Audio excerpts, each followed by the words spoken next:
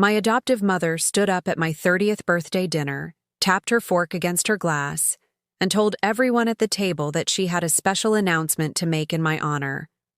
I remember feeling a small, hopeful flicker in my chest, foolishly thinking maybe, finally, this would be the moment she said something kind.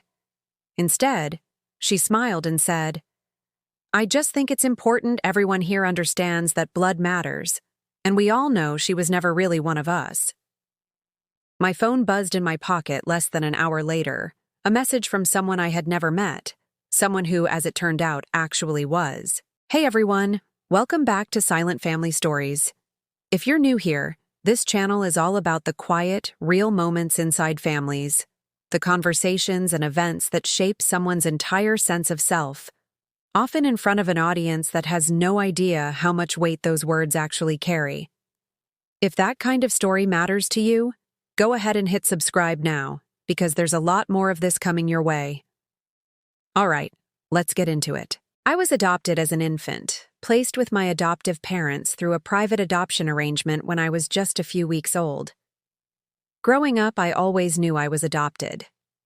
My parents never hid that fact from me, and in a lot of ways, I'm genuinely grateful they were upfront about it from an early age, rather than letting me discover it later in some jarring, unexpected way.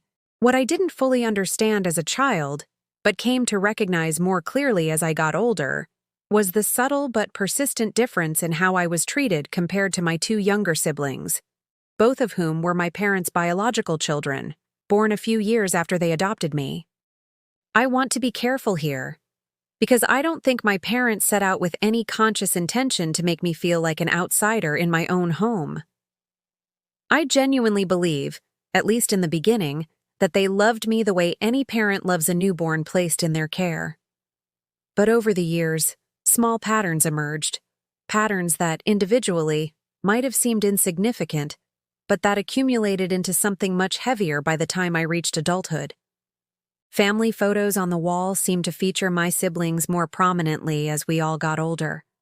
Conversations about family resemblance, harmless on the surface, always seemed to circle around comparing my siblings to relatives on either side of the family, while I sat quietly in those conversations, aware, in a way I couldn't always articulate, that I simply didn't belong to that particular thread of shared history in the same way they did.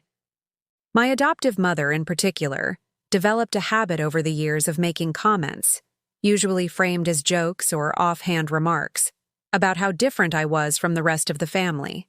Comments that, taken individually, might have seemed harmless, but that collectively shaped a quiet, persistent sense that I existed in that household on somewhat conditional terms, tolerated rather than fully, unconditionally embraced. By the time I reached my 20s, I had mostly made peace, or at least what I believed at the time was peace, with this dynamic. I built a life for myself outside the family home, focused on friendships and a career that gave me a sense of identity, separate from the complicated feelings tied to my adoptive family. I still attended family gatherings, still maintained a relationship with my parents and siblings, but always with a certain emotional guard up, a quiet awareness that I needed to protect a part of myself that clearly wasn't going to be fully nurtured within that particular family structure.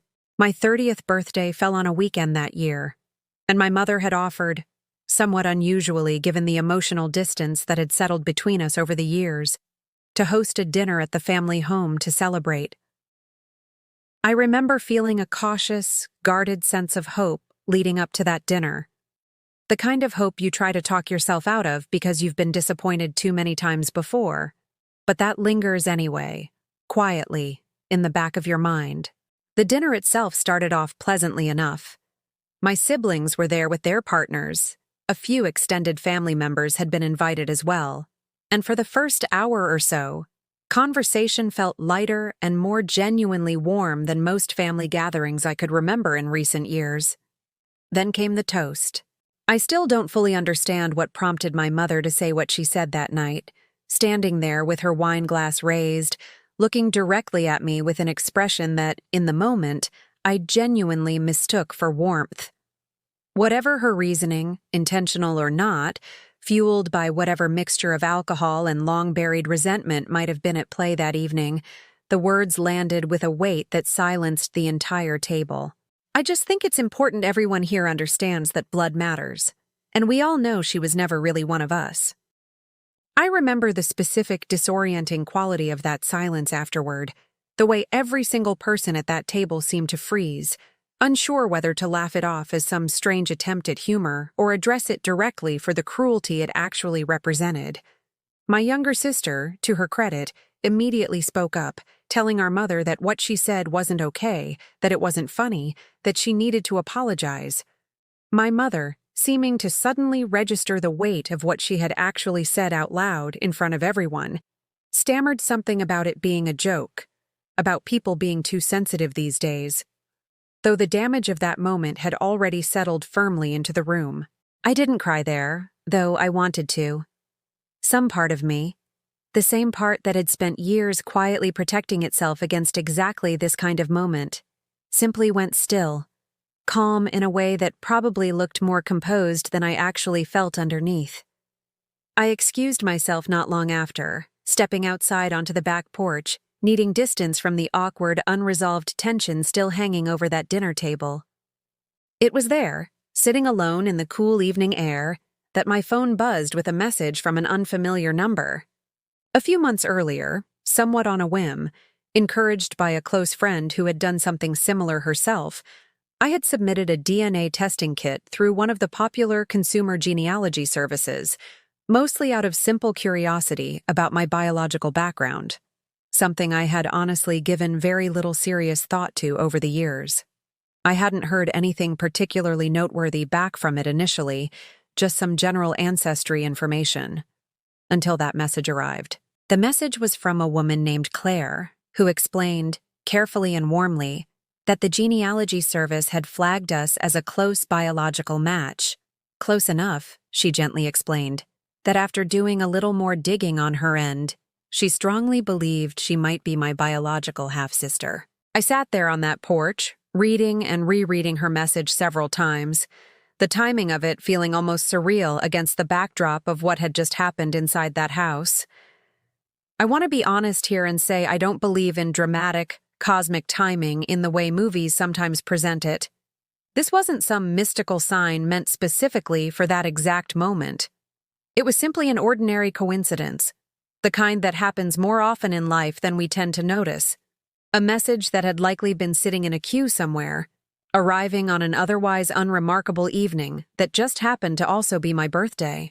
But even acknowledging that it was coincidence rather than some deeper meaning, the emotional impact of that message, arriving exactly when it did, was undeniable. Claire and I exchanged messages for the rest of that evening, and over the following weeks, slowly getting to know each other through calls and video chats, before eventually deciding to meet in person.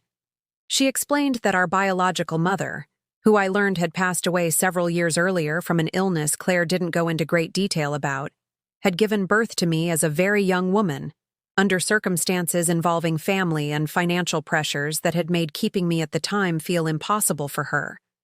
Claire herself had been born several years later, after our biological mother had gone on to build a different life, one that included Claire and, as it turned out, another younger brother I hadn't previously known existed either. I want to be careful and honest here, because I think it matters to how I talk about this part of the story.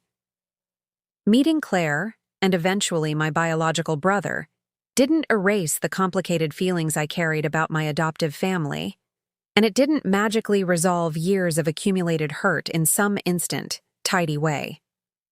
Building a relationship with biological relatives you're meeting for the first time as an adult is its own complex, ongoing process, filled with its own uncertainties and adjustments, not some automatic, effortless sense of belonging just because you happen to share genetics. But what it did offer me gradually over the months that followed was something I hadn't fully realized I had been missing, a sense of shared history that didn't require me to prove or justify my place within it. Claire spoke about our biological mother with a complicated mixture of love and honesty, acknowledging the difficult circumstances of the decision she made all those years ago, without either excusing it or condemning it in some overly simplistic way. She showed me photographs, told me small, ordinary details, the sound of our mother's laugh, a particular recipe she used to make, small pieces of a person I would never get the chance to know myself, but who had, in some very real sense, still shaped who I eventually became. In the time since that birthday, my relationship with my adoptive family has remained noticeably strained. My mother did eventually offer something resembling an apology for what she said that night, though it came weeks later, delivered somewhat awkwardly over the phone rather than directly addressing the moment itself in person. I've chosen, for my own well-being, to maintain a more distant, carefully guarded relationship with her since then, while remaining closer with my younger sister, who continues to be someone I genuinely trust and value in my life. My relationship with Claire and my biological brother, on the other hand, has continued to grow steadily since that first message. We now speak regularly, have built small, meaningful traditions of our own together, and while I want to be clear that this hasn't replaced or erased the complicated history I carry from my adoptive family, it has given me something I think I had quietly been searching for my entire life, a sense of belonging that didn't feel conditional, that didn't require me to prove my place within it.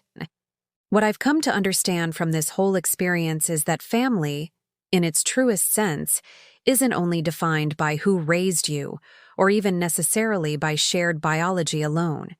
It's defined by whether the people in your life see you clearly, value you consistently, and make you feel like your place among them was never something you had to earn or justify. Sometimes that kind of family is the one you were born into. Sometimes it's the one you build later in life, through unexpected connections you never saw coming. And sometimes, as complicated as it can be to hold both truths at once, it ends up being some combination of both. If this story resonated with you, if you've ever navigated the complicated territory of adoption, biological family discoveries, or simply feeling like an outsider within your own family growing up, I would really love to hear about it in the comments below. This community continues to share incredibly honest, meaningful stories, and I read every single one that comes through. And if you know someone who might need to hear a story like this today, maybe someone currently navigating their own complicated adoption story, or someone who has recently discovered biological relatives through a DNA testing service and isn't sure how to process it, please consider sharing this video with them. Sometimes knowing that someone else has walked a similar road can offer real comfort during an uncertain and emotional process. Before I close things out, I want to leave you with this thought. If you've ever been made to feel like your place in your own family was somehow conditional, temporary, or less legitimate than everyone else's, I want you to know that feeling says nothing about your actual worth. Real belonging was never meant to be something you have to earn through blood or proximity alone. Sometimes it finds you in the most unexpected moments, even on the very same day someone tries to convince you that you don't deserve it at all. Thank you so much for watching this story all the way through. If it meant something to you, make sure you're subscribed so you don't miss the next one. Drop a comment, share this with someone who needs it, and I'll see you in the next story. Take care of yourselves, and take care of the people who make you feel like you never had to earn your place among them.